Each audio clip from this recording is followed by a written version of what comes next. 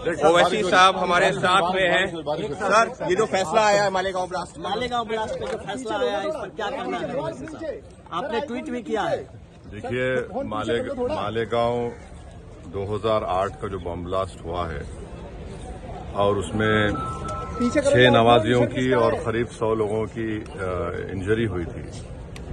पहले मुंबई एटीएस ने, जिसको इन्वेस्टिगेट कर रहे थे हेमंत करकरे साहब, शहीद हेमंत करकरे, और उसके बाद वो इन्वेस्टिगेशन गए एनआईए के पास।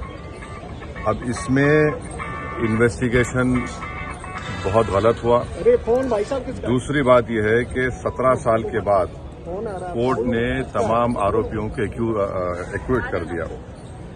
हमारा पहला सवाल मोदी सरकार से और महाराष्ट्र की बीजेपी सरकार से है कि जिस तरह वो लोग अपनी बेचैनी का इजहार किए थे और ऐसा लग रहा था कि उनके जिस्म में कोई बहुत बड़ी चीज छुप चुकी है, वो सुप्रीम कोर्ट भागकर मुंबई के जो ट्रेन ब्लास्ट में उन्होंने सुप्रीम कोर्ट भागे थे, सुप्रीम कोर्ट गए, वहां पर जाकर उन्होंने उस जजमेंट पर स्टे लिया। मेरा पहला सवाल यह है कि क्या टेररिज्म के ऊपर इनकी हिपोक्रेसी होगी अगर वो सुप्रीम कोर्ट नहीं जाएंगे? क्या वो सुप्रीम कोर्ट को जाएंगे? दूसरा यह है कि मिलिट्री ग्रेड आरडीएक्स वहां पर इस्तेमाल हुआ, ये एनआईए ने अपनी चार्जशीट में कहा। अब ये मिलिट्री ग्रेड आरडीएक्स इस्तेमाल हुआ तो फिर ये कहां से आया? भाई 2006 का बॉम्ब ब्लास्ट मालेगांव का 2 हुए, 2006, 2008। 2006 में आपने मुसलमानों को पकड़कर फुल पीटा, मारा, वो डिस्चार्ज हो गए। किसने किया वो? अब 2008 का ब्लास्ट फिर किसने किया?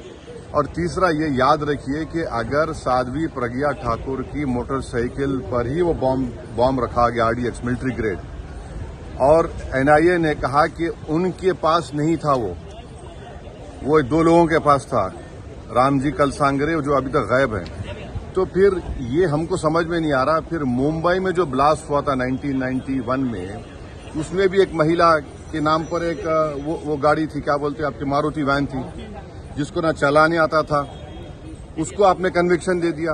ये हमको समझ में नहीं आ रहा। हाँ, तो लैक ऑफ एविडेंस की बात कही गई है। सुन तो लीजिए ना। अरे भाई, आप लोगों को इतना तकलीफ क्यों होती है? अरे नहीं, आप खुल के बोल दीजिए कि अरे सुन तो लीजिए ना। आपको बड़ी पेट में दर्द क्यों हो रहा है? अरे ऐसा लगता है तो फिर अपनी बात कर लीजिए, अपने आकाशवाणी कर लीजिए। 2016 में रोहिणी सालियान ने क्या कहा था? मैंने नहीं कहा कि उन पर प्रेशर डाला गया कि वो सौंप जाए उसके ऊपर। फिर 2017 में चार्जशीट में एनआईए डालती है, साध्वी प्रज्ञा ठाकुर का नाम नहीं था उसमें। तो ये सब जो चीजें हो रही है, इसका अकाउंटेबल कौन है? समझौता ब्लास्ट किसने किया नहीं मालूम, मक्का मस्जिद का ब्लास्ट किसने किया नहीं मालूम, मुंबई ट्रेन ब्लास्ट किसने किया नहीं मालूम, 2006 मालेगांव किसने किया नहीं मालूम, 2008 किसने किया नहीं मालूम। तो फिर कौन है? अगर वाकई में जिन लोगों ने ये किया है वो तो खुले फिर रहे हैं। फिर हम मोटा मोटा सवाल यही कर रहे हैं कि क्या मोदी सरकार, क्या महाराष्ट्र की सरकार सुप्रीम कोर्ट जाकर इस जजमेंट पर स्टे लगाएगी नहीं लगाएगी?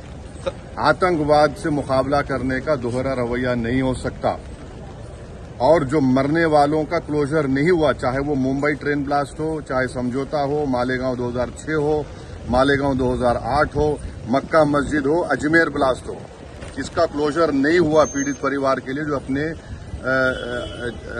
रिश्तेदारों को, अपने लव वंस को खोए।